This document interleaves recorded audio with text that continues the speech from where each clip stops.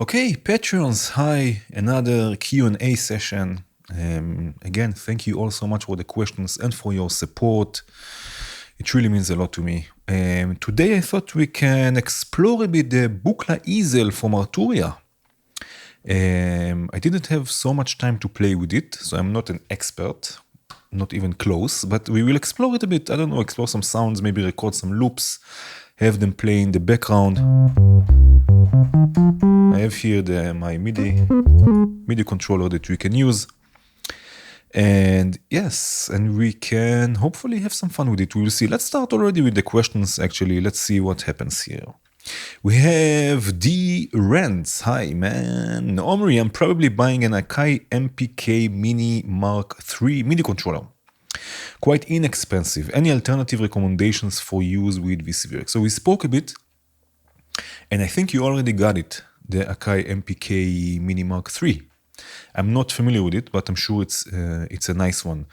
There is the Arturia keyboards, especially if you are planning to go hardware in the future. I think the Keystep, something like the Keystep Pro, maybe even, although it's not so inexpensive. But the Keystep is quite affordable. And for the future, it has also CV outputs. If not, I have now what I'm using. Actually, I have it for a few years. I stopped using it for a while because I didn't have space, but now I have space again, and I'm using it again, and it's quite fun. It's the Nectar Impact. Mine is the 88 keys, because I played piano with it also. But there are also smaller ones. They are really affordable, and they are quite nice.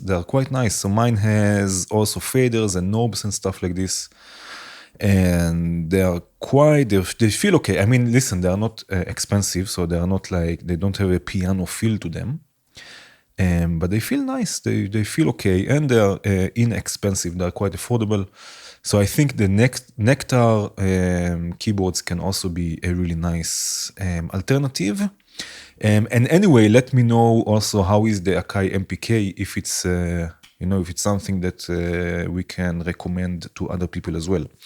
The next question is also related to this, from Nick. Hey Nick, building on D-Rance's question, I've been looking at Midilar's MIDI controllers. Being able to customize the configuration of the controller types, sliders, switches is really cool, but I'm curious to know why you chose the Eurorack version over the standalone version.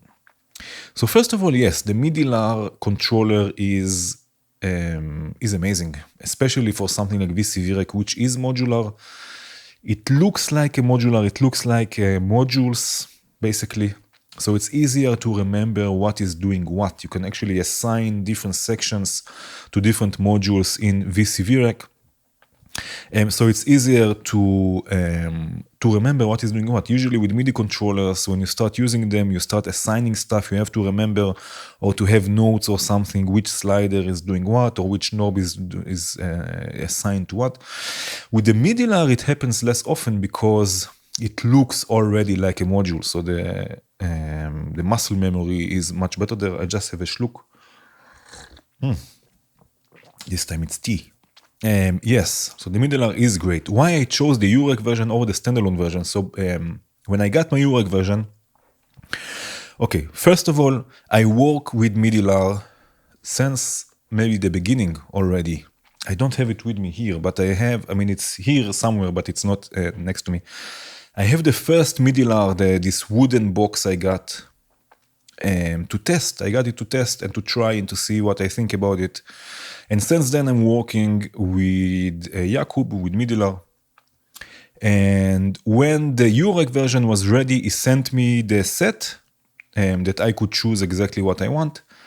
And I think back then the standalone version didn't exist yet. So I got the Eurorack version, and I don't need the standalone version. I have it in a case of its own. It's perfect. It's next to it's on my music production table, where I compose and record and everything. So it's there connected to the laptop, and it's ready to go every time when I work with VCV to make, so not on this computer, on the laptop. And this is why there is no special reason for that. I'm sure the standalone version is also amazing, but it was not available back then. So I just got the Eurorack version. And anyway, all of you, if you see this, if you listen to this, if you are looking for the MIDI controller, and I'm not saying I'm not affiliated with Midilar, I'm not getting money. I didn't get money also to make videos, or he just sent me this to test, and I have it since then because I really enjoy using it. If you are looking for a MIDI controller for VCV Rack or for Reactor or for voltage modular or something like this, that is, you want to customize also, you want different sliders, you want different knobs, you want switches, I really recommend looking into Midilar. One thing though, it's a one-man operation, so it's just Jakub as far as I know. Yeah, so it might take some time to build, depending what he has to do. Maybe answering emails and stuff like this might take a bit longer, but it's worth it.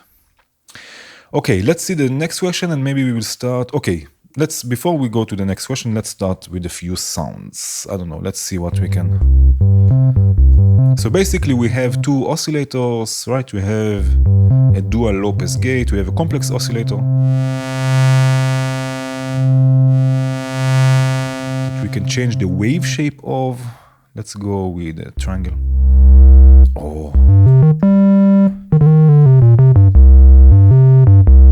We have a modulation oscillator, we can change the timbre.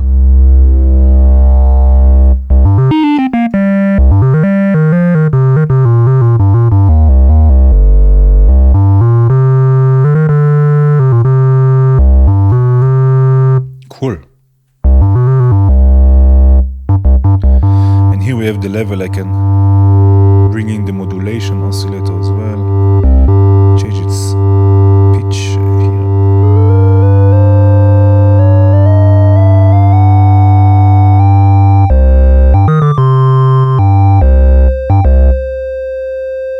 It's always on because I took the... I can bring in the low pass gate.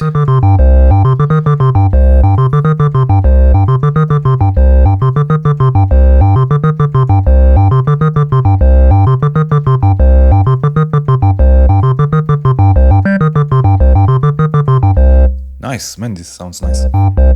The Arturia stuff are really cool, to be honest. Sound good. And they have really interesting stuff there. I really like the Juno. Let's fine tune this just a bit. That it's out of tune. Can add some AM.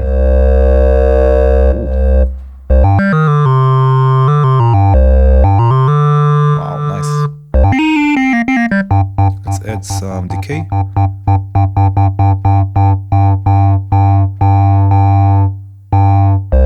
So now the low pass gates are basically a combination of, I think, right? It's on the center, yeah. It's a combination of VCA and a low pass filter. So it's quite cool. Let's add maybe some attack, and maybe we can create something with a bit movement.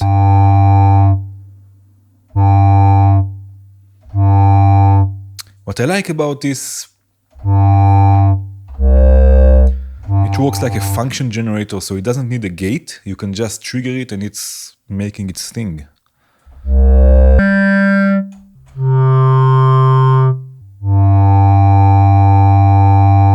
And it has also sustain. Right, so let's create a few notes, but what I want is maybe I can send also the envelope. So the envelope, you see, the envelope generator, the function generator is orange, which means that from the orange outputs here, we will get the function generator. For now, it's controlling the levels of both oscillators, of the low pass gates. But I can use it also maybe to control the timbre just by connecting the cable here, disconnecting here, not this here, this here. So now also the timbre will change. Let's take it down. Right, so low levels we have less. And also the modulation. Let's do this also for the modulation.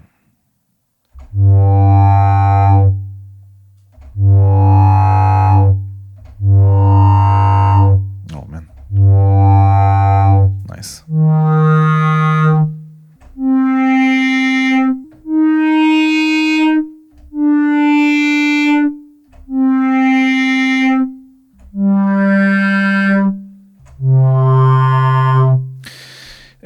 let's see, we have already the envelope generator. The pulsar is basically pulses. We have random voltages. I want a sort of vibrato. I'm using the modulation oscillator, so I can not use it as an LFO. So let's add an LFO from... How can I add an LFO for the vibrato? I can just make the pitch, right? So let's do something like this. Let's add the vibrato here. I will change the 1 volt per octave and use an LFO. Let's see if it works. Just a bit of vibrato. Maybe I can do this also in the easel itself, but...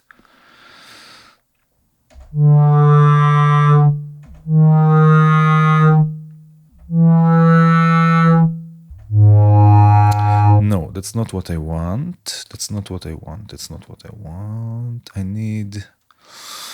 maybe I can... How can I do this within... Oh, it has also reverb. That's nice. I'm sure there's a way. I mean, I can use... I can have velocity. Maybe the velocity I can connect then to the pitch also, to the frequency. So let's use the velocity here. But the velocity will be basically... no, it will directly be... No, so I don't think I can have vibrato. Because I'm using the envelope, that's one LFO.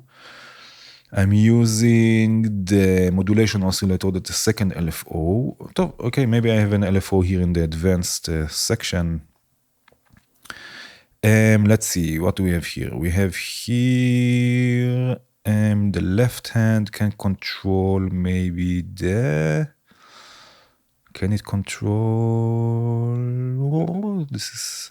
okay, when it's taking too long, you just stop. Let's see, wait a minute, gravity. Destinations. Why can it's not... here the... okay, I get it. I get it. I think I got it. Frequency, fine-tune. Let's try fine-tune. I don't know.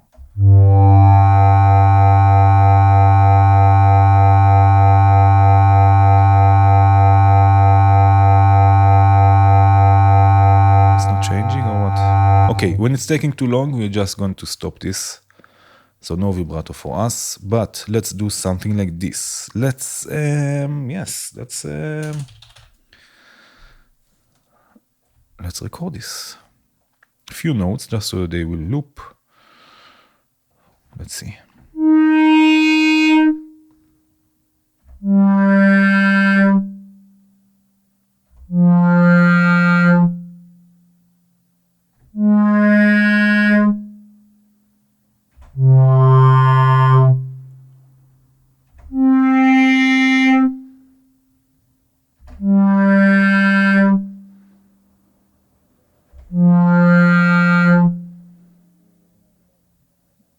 Okay, nice. Wow, this is loud. Okay, let's see. Right. Corner blob, of course. Or maybe, you know what, if you already use host, let's go with Valhalla Supermassive. Oh man, there is one I really like, which is the splashy synth. Splashy synth. Make it play in reverse, maybe an octave down. Yes.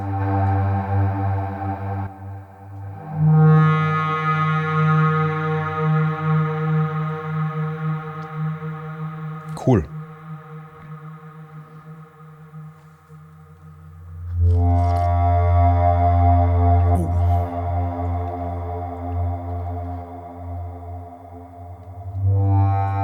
I really want to sit down like a day or two or three or a week with this Buchla Easel one. It's really fun. Okay, Clement, hi. Hi Omri, hi. I have recently discovered the baud frequency shifter effect in Arturia Modular V, also Arturia. Is there a way to recreate this effect in VCV? Thanks. So yes, there is. I think I answered also on Patreon. There is the booty shifter, which is, as far as I know, based on this effect, based on this module. So let's see what it can do for us. Let's try another one of those. Maybe we'll record another loop. So if I send the Buchla Easel, let's set a default patch. If I send the Buchla Easel into the pitch shifter, into the booty shifter, not pitch shifter, frequency shifter, it's different. We have a few things we can do. We have a range that we can change. So now it's 5 Hertz, so we can shift the frequency by 5 Hertz up and down, which can be quite cool. And we have different ranges and also exponential. So it will start exponentially from the left to the right. We'll start shifting the frequency. So let's have a listen to how this sounds like. I will solo this for us. Maybe you can add already a bit more, or maybe we can change this. Okay, so now I have a listen to this. Right now it's the same. Now I can start shifting the frequency. Right? So now you can hear it's a bit more stereo. Maybe this sound is a bit annoying. Nice. Right? And the maximum for now is 5 Hertz, but I can change this to 50 Hertz.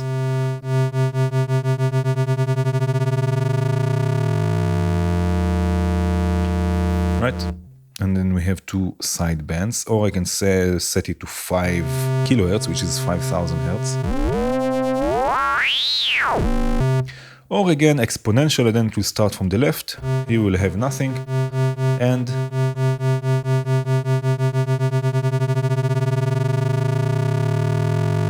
Spongelize.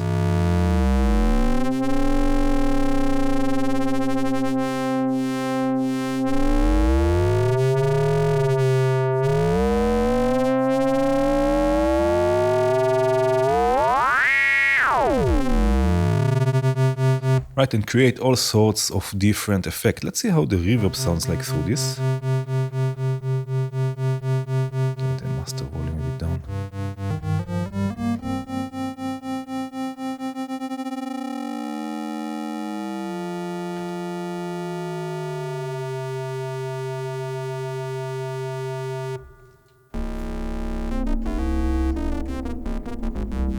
And now we need this to follow. We can use the CV, so it will follow the pitch. I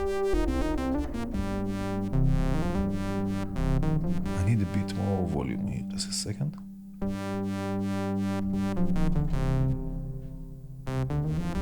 You hear it?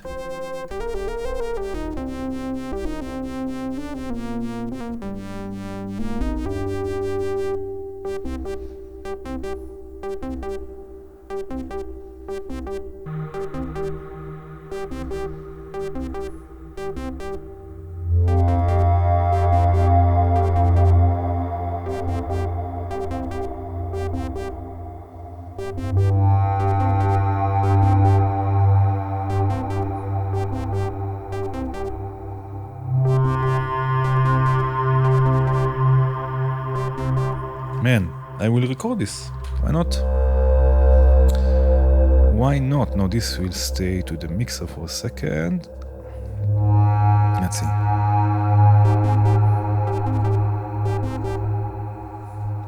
Let's see if this will work.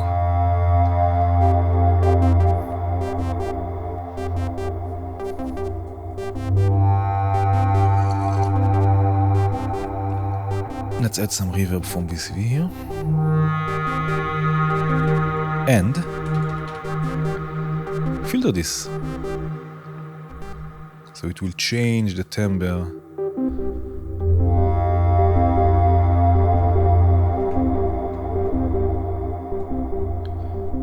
Cool, let's add Oct. Oct is a gift to humanity, seriously. So simple and so effective. Let's modulate the 3. So Freak basically has its stereo, so it has an input for the left side, an input for the right side, and an input for both together.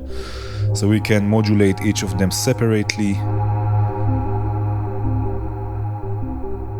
Right. Cool.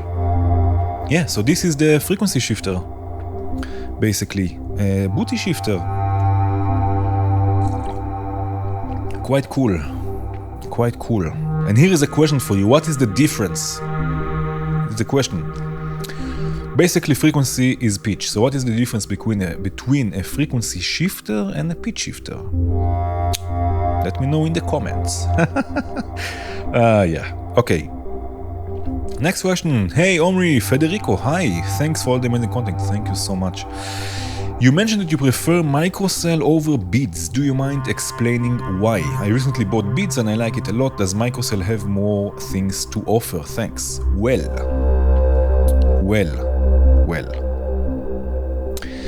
Okay, where shall I start from? First of all, let's have a look at Supercell, because Supercell is more or less like Microcell, just a few more. It has just a few more things that Microcell doesn't have.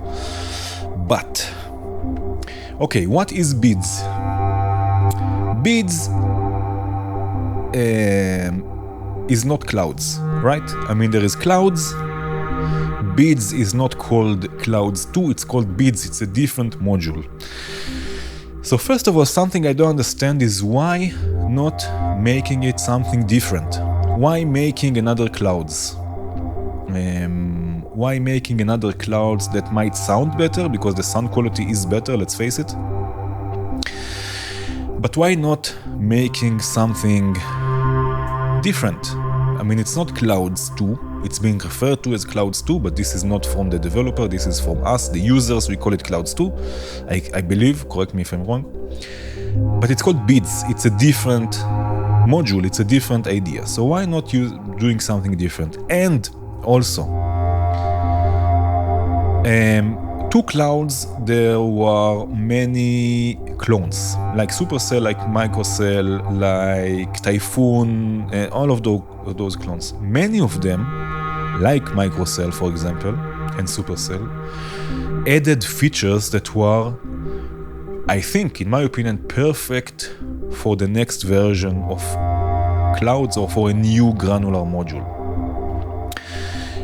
Some of them were implemented, like more CV inputs, for example, separate CV inputs for the reverb. I mean, not really in Beads, it's a bit, you can control them, because there is an option to set the CV input to control one of them. But still, it's better than what we had in clouds, for example. Another really interesting feature is the VCAs. So Supercell and Microcell, I have Microcell, they have a VCA for the input and a VCA for the output. I think this is an amazing feature, especially for something like this, like granular. You can bring it in, take it out, control what's going into it. You can send multiple things into it with the VCAs and whatnot. Why something like this was not implemented?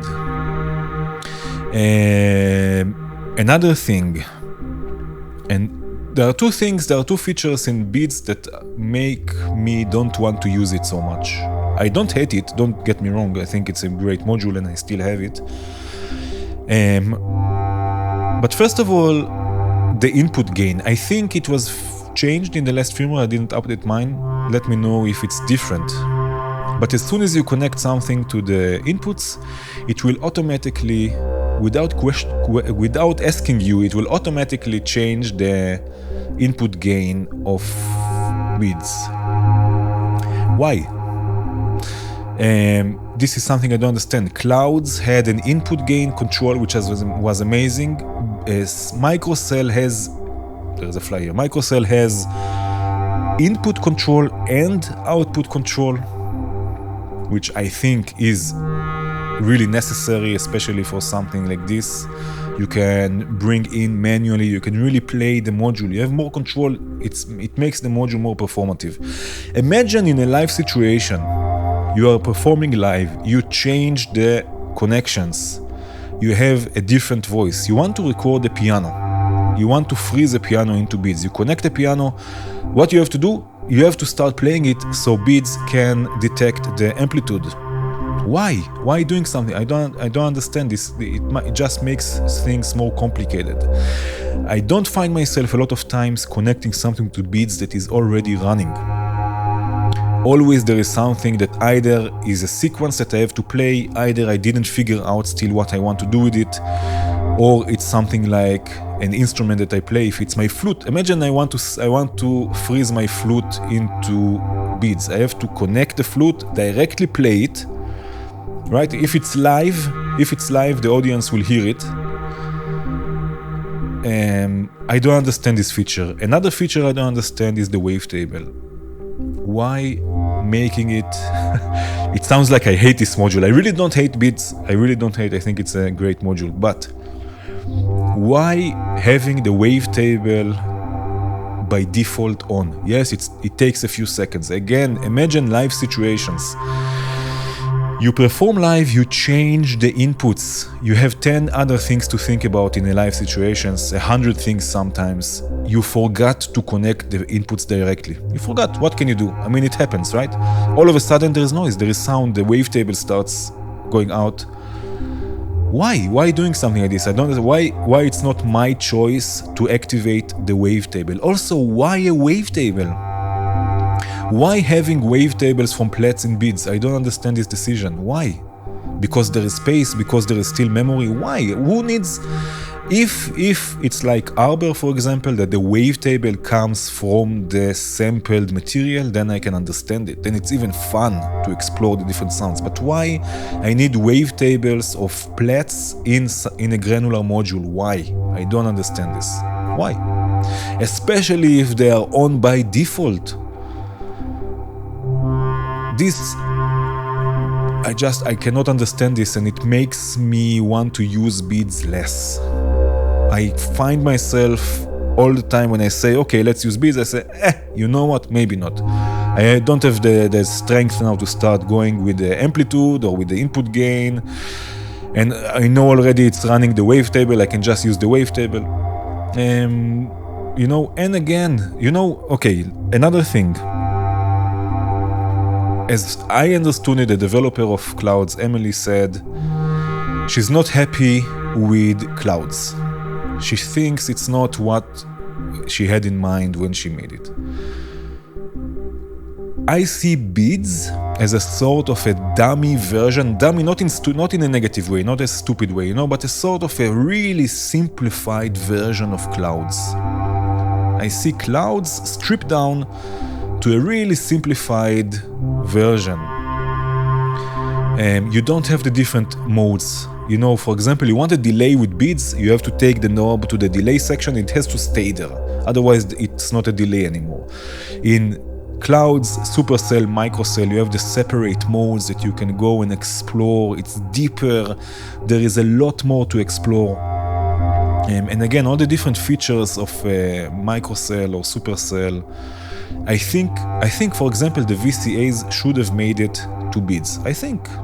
I don't know, instead of this auto gain, I don't understand this auto gain. Can be that things changed in the last firmware, I don't know, let me know. I didn't updated mine still. I just have no strength to deal with this. Yeah, so those are stuff I don't understand, especially the wavetable. I don't understand the wavetable. I see beads as a really simplified sort of dummy. Again, not in a negative way, not in a stupid way, but like really simplified version of Clouds. And it's a shame. I think it could have been much, much, much, much better. That's what I think. So yeah, I still love my Microcell. I think it's amazing. It's really performative. Yes, it's small. And it's a bit hard to go there turning knobs and everything, but I really like it. I like exploring sounds with it. Yes, the sound quality is not amazing, but I think that's part of the magic. I mean, this noise, this grittiness of the sound, I really think it's part of the magic. And that's why I think also most people, I guess, are using the lowest quality on beads. Because they like this sound. It's special, it's not clean. It adds character to the sound, right? I mean, I'm sure, again, correct me if I'm wrong, that you find yourself using the low quality modes on beads more often. And people were so excited, yes, now I have Clouds with good quality, but they're using the lo-fi quality. So, I don't know. I think it's a miss. I think the hype was because Clouds was really clouds was really in. And now there is beads and people are just hyped about it. I was also like this. But I'm a bit disappointed, I have to be honest. And again, I don't hate this module, but I find myself using it less and less. There are other things much more fun to use, like Arbor, for example, which is of course much more expensive. But why? I've been talking about this for like 20 minutes now. I think it's enough. I think we got the point. Okay, let's have a look at another question. Sorry, this was a long one. Okay. John, hey John, what advice would you have for someone wanting to start composing and performing? I just need to lower the volume here a bit. And performing on modular regarding practice and creativity. Additionally, do you find VCV to be less inspiring compared to harder, or is it easier to reach your end goal having all the modules you could need with VCV? Thank you so much for your hard work. I appreciate it, man. Building such a welcoming community around VCV and modular. Thank you so much, John. Okay, 2 questions. Let's start with the first one, although they are connected. What do you have tips or advice for someone wanting to start composing and performing on modular regarding practice and creativity?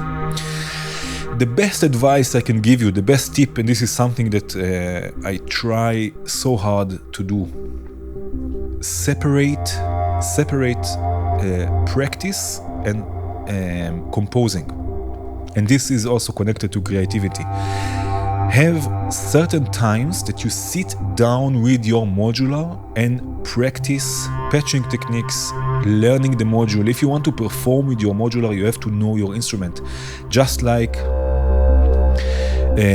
learning scales on the guitar or the piano, getting your fingers used to the touch. The same with the modular. You have to learn your modules, not to that you know what's going on without thinking about it. If you have something in your head during the performance that you want to do, you know where to reach because you know the module. Also, when something goes wrong, it's not going wrong. Sometimes it is going wrong, but sometimes all of a sudden there is a sound. You need to know where it's coming from. And this can only happen when you learn your modules. So practice is taking time separately for making music. It's hard because sometimes you start something and all of a sudden you have a patch going. It's hard, it's really hard to do. But dedicate time only for practicing and learning your instrument before you start composing, before you even think about practicing for a performance. Practice your instrument. Modular is difficult because it's always changing. So another tip I have for you, if you are thinking of performance or composing, also for composing, before you start, pick your instruments in the case of modular. Pick your modules, limit yourself to them and to them only. Don't change, learn them, have your setup for composing or also for performance, because if you start changing all this time stuff, it's harder to not control, but it's harder to have an eye on everything, to keep everything in mind, because you have new stuff. Unless it's something that you worked on and you want to change for a new performance, and again, you build a new setup and you work with it, you practice with it. So this is, I think, the best tip I can give you. Dedicate time for practice, separate it from composing and performance. And when composing and performing, first of all, sit down and think of the tools you want to use and limit yourself to those tools. The number of channels, you can limit the number of channels, you can limit the ideas, the sounds, the samples. If you are using with a lot of samples, like I have a lot of granular and stuff, then beforehand think, what sounds do I want to explore? Maybe I can already put them in instead of sitting there and looking at the modules and thinking, okay, what now? Already you have an idea, more or less, a direction where you want to go. And this is, I think, also connected to the next question, but already you have an idea where you want to go. So limit yourself in time, practice time, without composing and performing, and limit yourself also with the tools or the instruments. Some people don't like to call them tools. I don't mind. Tools or instruments. Yeah, the next part of the question, do you find VCV to be less inspiring compared to hardware? Or is it easier to reach your end goal? I think hardware and VCV Rack are similar but totally different also at the same time. I just need a schluck of tea, just a second. They are totally different. And why?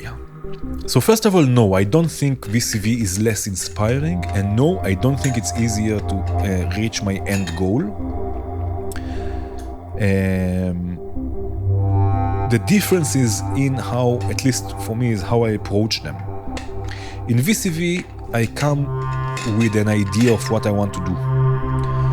So what I want to explore. For example, there's a module or there is a technique. Sometimes I go 5 minutes into VCV, test something, and I close it again.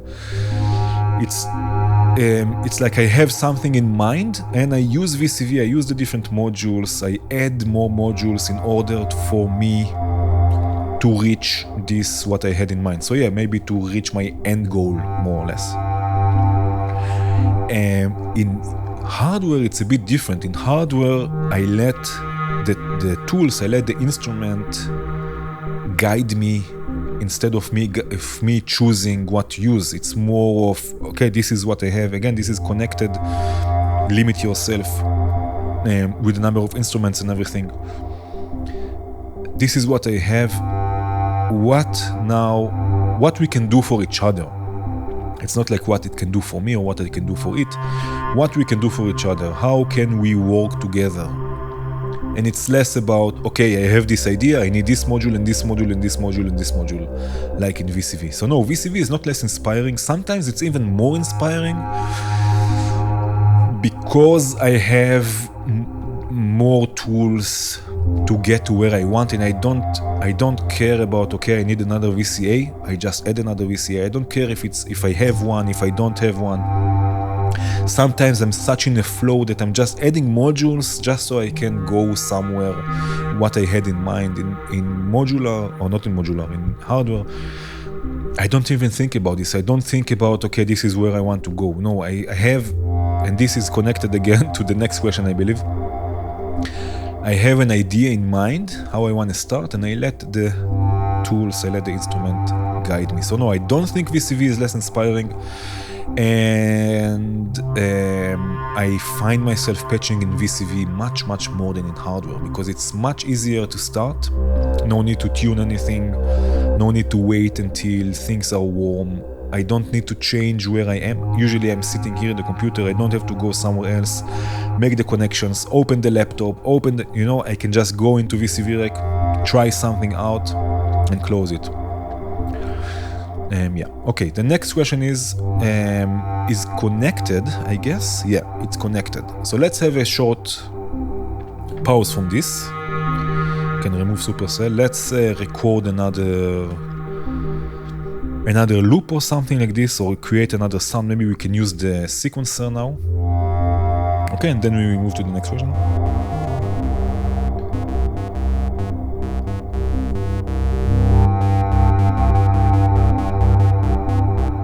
Is too loud and this is too low, I think.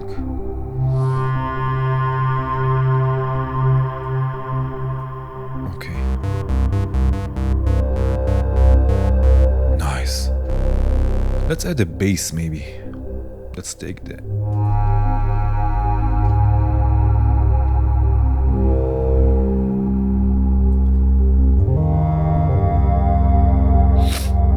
Let's see, let's try the sequencer to sequence the timbre. So we have here a 5-step sequence or sequencer that we can change to 4 or 3 steps.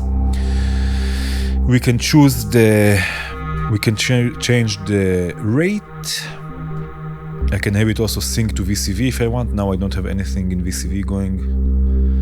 And I can change the value, and this is the blue. I just need just a second. I'm sorry, I just need to do this for a second. See you in a second.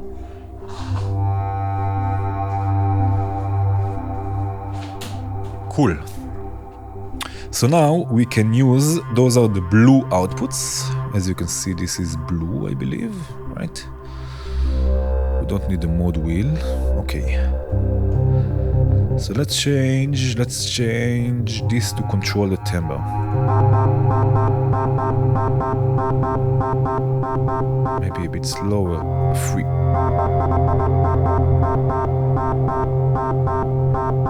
Right, and let's change the steps a bit.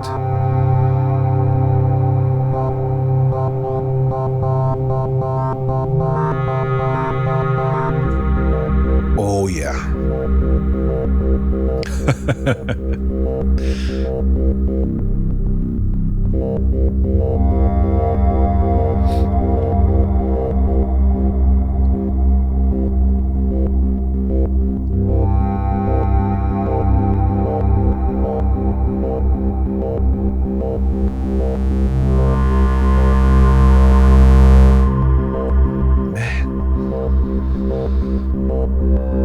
Okay, let's add some FM now. Ah, this is for the modulation oscillator, so I need it as well. Let's take this.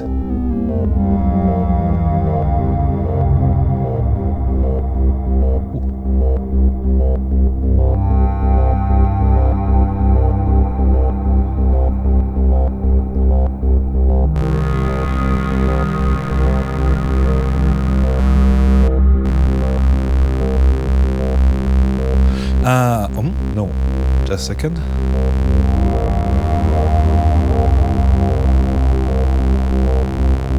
Is it working?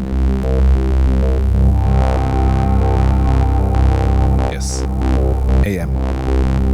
Okay. Also, this will be sent to a filter later. Although I can also.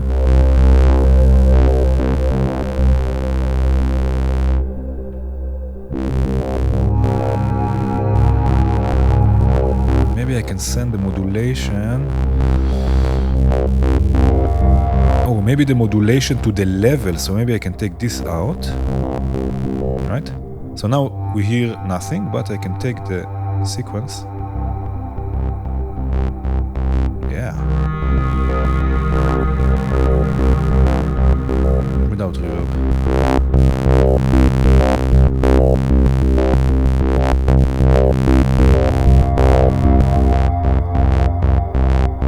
This is running. Okay. Let's record another loop of this.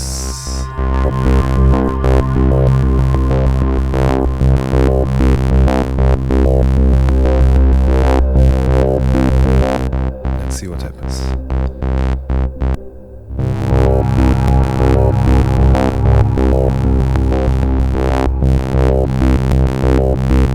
Use Ferox. It's not so synced, but it's okay.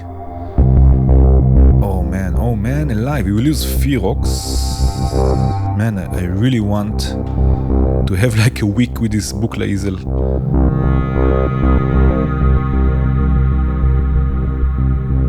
And let's use this. Oh, let's use an envelope follower.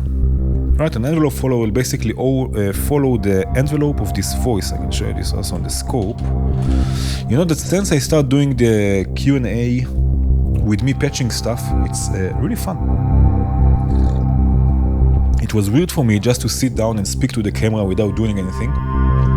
But with patching and everything, it's really fun, right? So we can use this envelope maybe to open the filter a bit.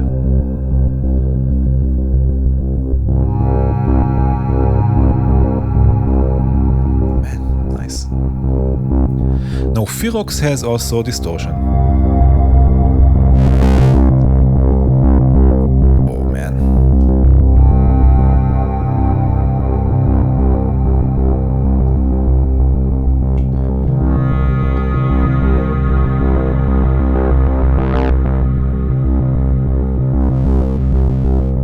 Yes, just a bit.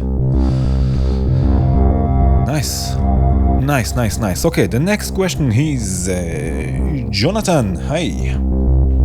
Don't know if you've discussed this before, but I'm curious about your general approach to creating a patch. So this is connected to what we spoke about before. Do you generally have in mind an idea of what you want the resulting patch to sound like, or do you mostly improvise and let the modules lead the way? except for when you are trying explicitly to duplicate a sound. Okay. So here again, I have to divide this into two, with VCV Rack or with hardware. So again, with VCV Rack, usually I have an idea of what I want, of what I want to explore, and then I can just go and add the modules for it. Sometimes in hardware I also have ideas of what I want to explore, but this is more module related. So for example, I want to explore Moog Slicer, I want to explore Morphology, and I want to explore Arbor, and so on. When I do have a sound in my head, then sometimes, I mean, you can see, I don't know, Jonathan, if you joined the live streams that I made recently, and also the ones I made a year ago, 2 years ago, I forgot already. Sometimes I have a sound in my head, and I go, in VCV it's much easier because I can just add modules and I go and I make it. In hardware, it's more of collaboration, I guess, with the instrument. It's more seeing what is there and what we can do together. Again, it's really connected to the last question. I love improvising, so I do improvise a lot. I let the modules lead the way. Yes, I let the sounds lead the way, totally. So I will hear something, I will think about something that can go with it. All of a sudden I will have a new sound in my head, or it's not really a sound in my head, but it's like an idea of what I want, where I want this to go. So it's like step by step. It's not like I know, I sit down and I know what I want and I go and I do it. It's like step by step, it's give and take. Again, it's more of a collaboration. With VCV it's a bit different because again, I can just add modules. So if I have an idea, okay, now I want a pad, so I can go and I can add all of the modules I need for a pad, a certain type of pad. I need more modulation, I can just add more modules. In hardware it's different. In hardware you're more limited, which means that the modules really are leading the way most of the time. When I work on videos, in VCV, then and it's about a certain module or about a certain technique, then I have more or less an idea what I want, how I want to show it, and so I go ahead and I build this patch, I guess. Yeah. Okay, the next question, Itamar Livne. Hi. I still don't exactly know how the Turing machine works, and it seems like in a lot of videos people don't really explain how it creates sequences. Also in your Turing machine video you connected the gate of quantum to the gate of FM operator, and I don't quite understand why. Haha. Okay, Turing machine. Let's add a Turing machine. Turing machine, quantum, and the FM operator. Okay, so first of all, the Turing machine. Let's use a voltmeter, and I will need also the manual modules just so I can trigger the Turing machine, and maybe also an LFO so we have a clock for later on. I just have here an LFO as pulse wave that will be our clock for later. Okay, the Turing machine. Basically we have a binary system. We have 1 and 0. We have on and off. And we have here 8 bits, as you can see here. 1, 2, 3, 4, 5, 6, 7, 8. Each bit that is on and each bit that is off is deciding the output voltage. When all bits are off, you will see it here, we have 0. When all bits are on, when all bits are on, we have the maximum voltage. Now the maximum voltage you can change with the scale here. So if it's around the middle point, it will be 5 volts. If it's all the way up, it will be 10 volts. Again, when all the bits are off, now they are all off. If they are on, you can see that they are red.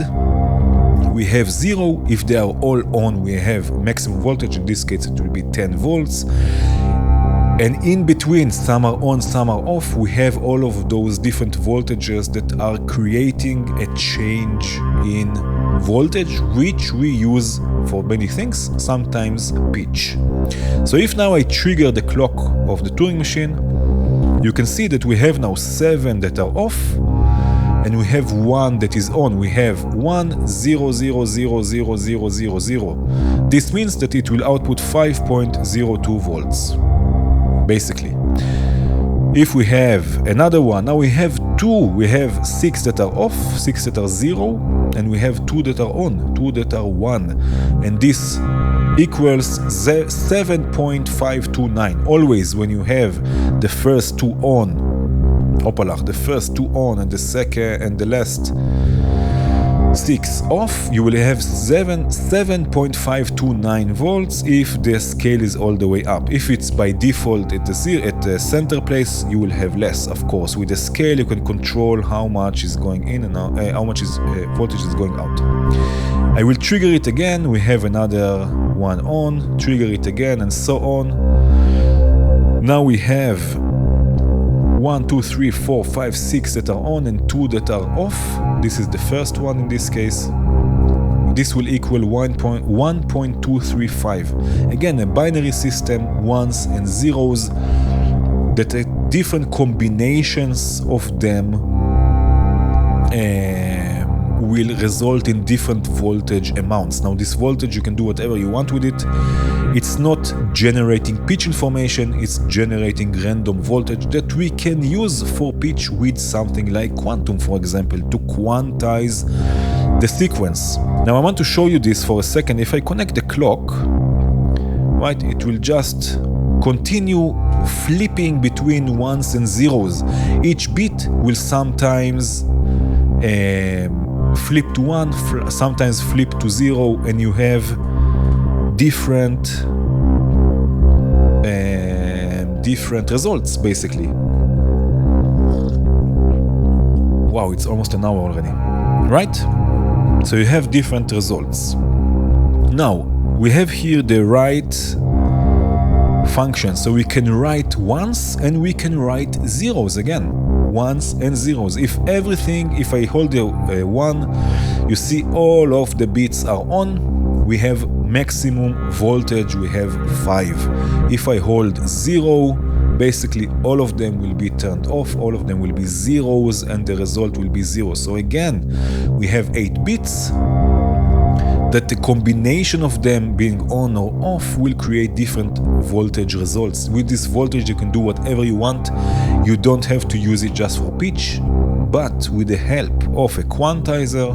And I will take the scale even more down, because we have 5 volts now, remember? 5 volts is 5 octaves. 5 octaves is a bit too much for pitch information in my opinion, so I will take it a bit down. And now this will go to quantum, so we can use this as pitch information. Now quantum, let's enter the scale, right, just a minor scale. And this will go to the FM operator, and now the FM operator by default is always on.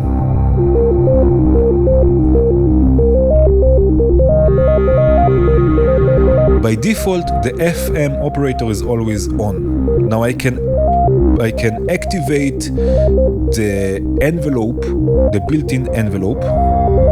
I can activate it, or I can route it to control the level, to control the amplitude of the FM operator, simply by activating this button here. So now this envelope, this ADSR envelope, is routed, is connected to the level of the FM operator. Now, like other ADSR envelopes, also this envelope needs a gate to function. So I can use the gate from quantum. Now the gate from quantum will change or will close and open according to change in pitch. So whenever the pitch changes, so for example, if now we are in C, the next note is D, or E flat in this case, the gate will go down and up, reactivating the envelope. If there is no change, the gate will not change and will just stay up, which means that if I take the sustain down, we will get now notes only with a change of notes. You will hear that sometimes we don't get a new note. Listen to it. Let's solo this for a second, sorry. We get like a rest.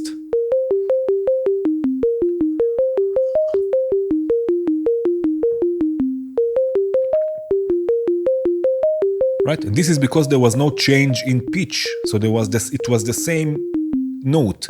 So the gate didn't change and didn't re-trigger the envelope. So this is how the Turing machine works, more or less. Again, bits, zeros and ones. This is why I used also the gate output for the FM operator. And let's use this voice now.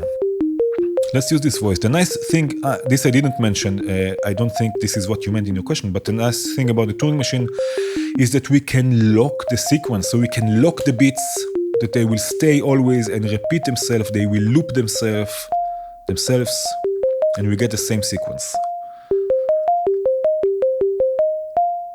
Right now we can choose to loop 16 steps. We can choose to loop less, like 5. And if we turn this knob to the left, it will once play the beats. 5 steps play the beats as they are, and 5 steps will flip the beats. Not flip the pitch, it will not flip the pitch, it will flip the beats. So what the beat that was 1 will be 0, and the beat that was 0 will flip to 1. So we have 5 steps normal, 5 steps flipped, so we have 10 steps all in all. We have double the length. And everything in between will add probability for the beats to flip, to change from 1 to 0. I hope this makes sense. If not, let me know, write me an email, we can discuss this even further. Alright, so let's use this voice now. And I have here basically my clock. This I don't need anymore. I can use a clock divider, right, and divide this clock and say, let's do something like this, and say, okay, every 16th division, I want this to lock.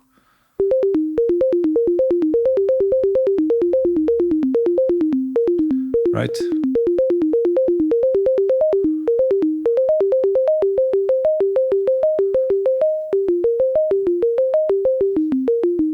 Right? Just so we have some movement, the CV input for this knob is here.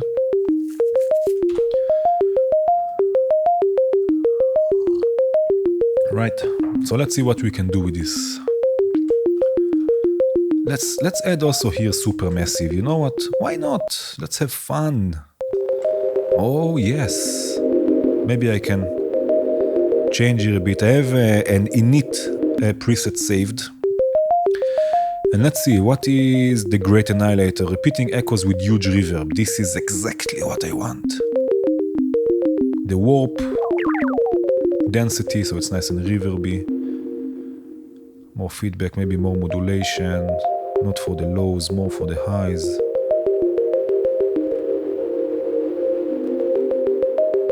Right? I love Supermassive. Right, and we can have another oct here controlling the feedback.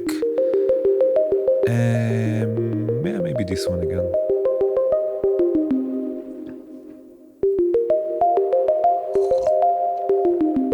Right.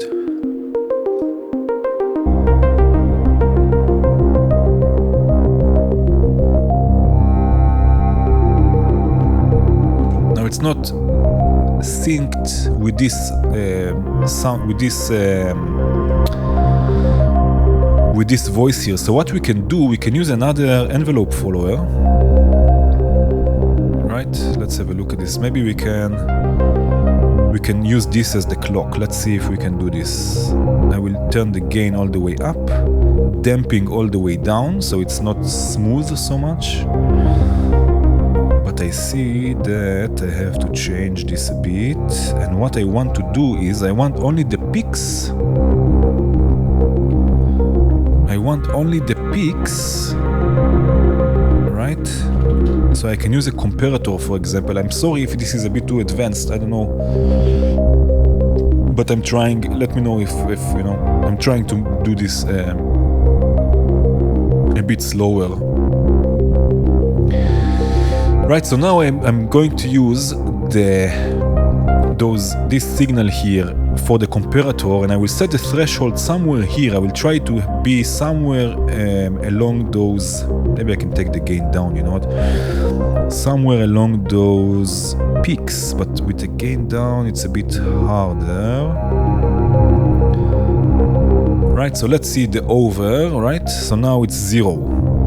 But I don't want it to be 0, I want it to be just the peak, so I can start bringing up and see. Yes, a bit more. Peak, yes, this is working, a bit more. Right, so now the peaks are basically outputting a gate.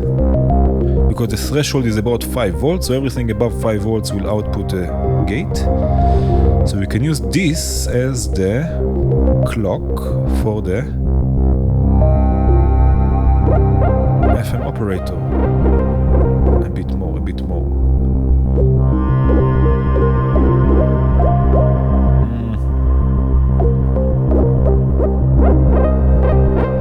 This is a bit more. Just need to fine-tune this comparator.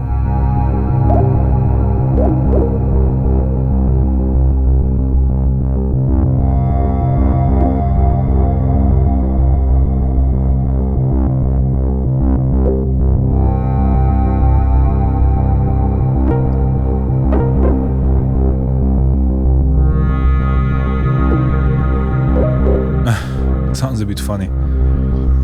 Let me think what else we can do. We can use also a slope detector. Let's see if it will work better with the slope. I saw the Q&A videos are so long recently, but there are timestamp links so you can jump around. Let's see what will happen now. Now everything will be on always if I use the comparator.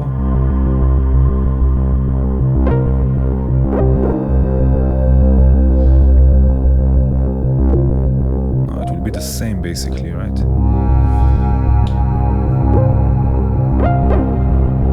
Okay, so I will use D-gate just to change the gate length. Did I not? Okay. D-gate. D-gate.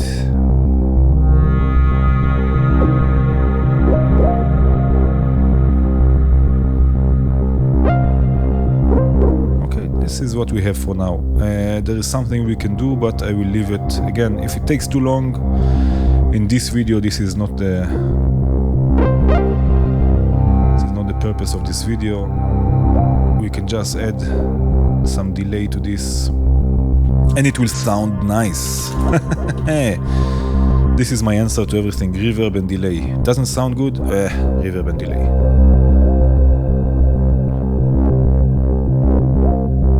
Right. Nice, okay.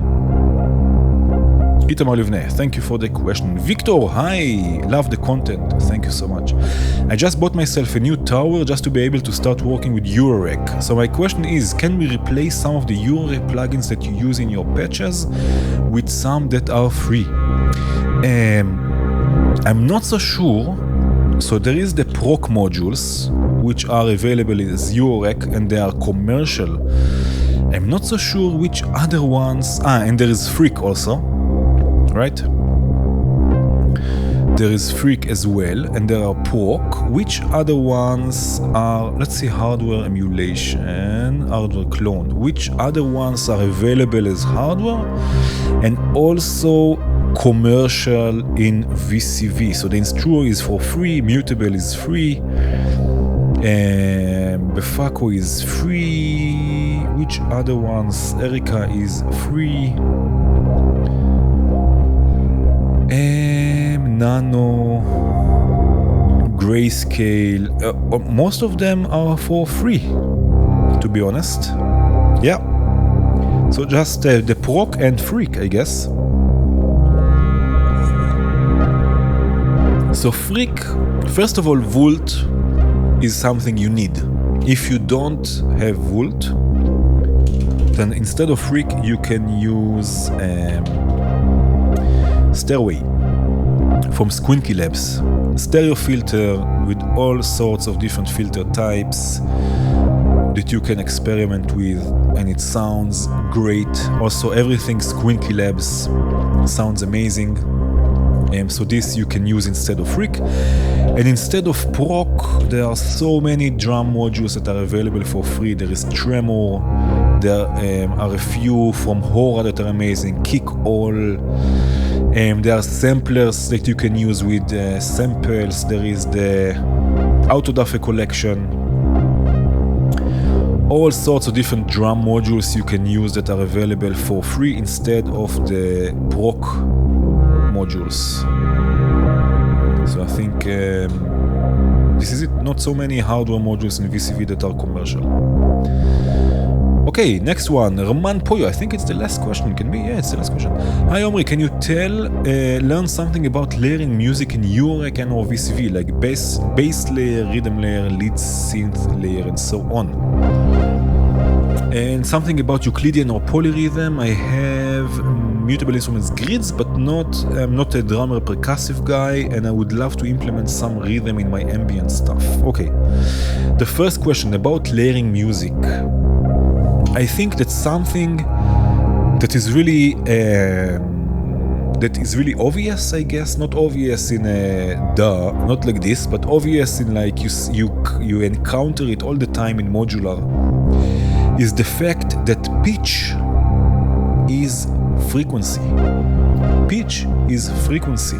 So when you layer different sounds, like I did here, think about the notes you are playing, the register, high notes, lower notes, in the middle, and think how they sit with the other layers you already have, because pitch is frequency. If you have multiple voices that are playing the same notes, they will clash and they might make the sound a bit too much, a bit muddy, a bit not so clear. So when you try and layer sounds, never mind if it's even drums, if it's different aspects, if it's different layers, think about the pitch they are playing. Also drums have pitch. Bass drums, snares, they all have pitch, they all sit somewhere in the frequency range. Think, what do I have there in this frequency? Do I have other voices? Maybe I can change the notes of the other voices so they don't play the same frequency, because again, if you look at this, let's look at the analyzer. Right, if I have, for example, let's use another FM operator, and 12 key. 12 key is basically a keyboard that I can use to play, right? If I have here the FM operator and I'm playing higher notes, right? Look, maybe I can add some frequencies, right? Look at where those frequencies are. I'm playing high notes, they are somewhere here, right? Opalach, what is this? Somewhere here. If I play lower notes, they will be lower. Look at this, they are here now.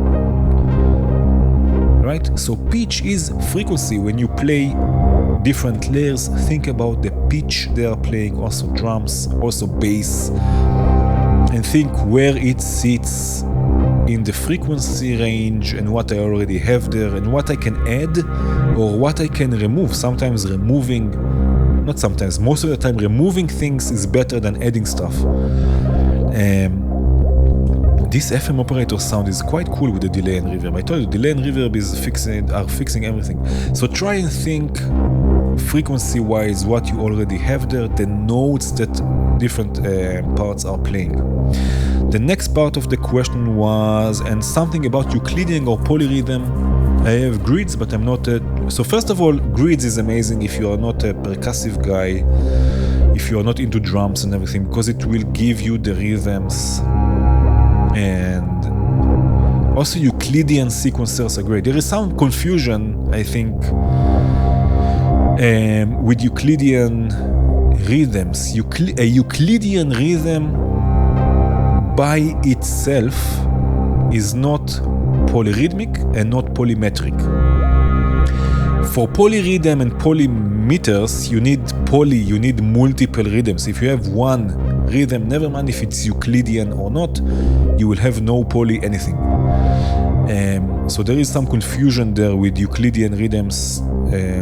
Most of the time they are not polyrhythms, they are polymeters, and this is a subject for a different video. But it doesn't really matter. If you say polyrhythm, it's also okay. Everyone will understand what you say, so it's not really a big deal. But let's add a Euclidean sequencer. Let's go with Eugene. I don't know why, just because it's easier to see. You don't have to know so much about rhythm. You don't have to be a drummer in order to enjoy a Euclidean sequence on top when it's playing on top of a different sequence. I will not make it now, I guess, because the clock is not really here, not really, we don't really have a clock, master clock that we can use. But just to say that you don't need to know anything about drums or rhythms or anything, because the Euclidean module, the same like with grids, I think grids is also Euclidean mode, will do it for you. All you have to do is set two parameters: the number of steps, overall steps, which is called sometimes length, sometimes steps, and the number of hits, so how many of those steps will be on. And you just go and you listen, and it's perfect for people who are not drummers. I think this is the fun thing about modular. Most of the modules will do the work for you, especially when it comes to rhythms. The same with grids. Here we have topograph in VCV. All you have to do is change the maps and it will generate different rhythms for you. For ambient music, I myself don't use a lot of percussions. I think, I want to believe this, it's because I don't have the tools. I would love to have something like the Digi or Digitect, I think Digitect, or something in this sort that can it's just for percussion, just for blips, just for bloops. Concentrate on this little machine, create the rhythms, and have the modular for more textures and stuff like this. I don't have so many percussive voices. I don't have enough VCAs and envelopes to create percussive voices. So I don't have a lot of percussion in my music, although I was a drummer, which is quite funny. I started my musical life as a drummer, so I would love to have something like this. But the thing is, why I love modular so much is because I love playing live. Not playing live as performing, but playing live as playing the music, composing live. There was a question about composing, oh? Maybe I missed it, maybe we'll have a look. I think in modular, the composition, and this is relating also to, this is the last one, right? To a different question we had. I will just go back there. Yes, composing and performing on modular regarding practice and creativity. This connects also to this question. I think that in modular, in hardware, never mind if it's Eurorack or if you have different synths, DAW-less setup, let's call it, I think the composition is a part of the performance, and the performance is a part of the composition, because you compose as you play the instruments. It's not like a DAW that you can go and micro adjust everything. It's going live, everything is running, you are performing your composition live. It's like, no, it's not like compose. Imagine it's like composing for a piano, but without writing any notes. So the performance is a part of the composition, I guess. Why did I say it? But because drums, yeah. So I cannot do everything. I cannot play drums live and also play all the other voices live. So I would love to have something dedicated for it. Maybe this will work. We are already more than an hour. I think it's enough for today. We covered all of the questions. We played a bit with the Buchla Easel. Not enough.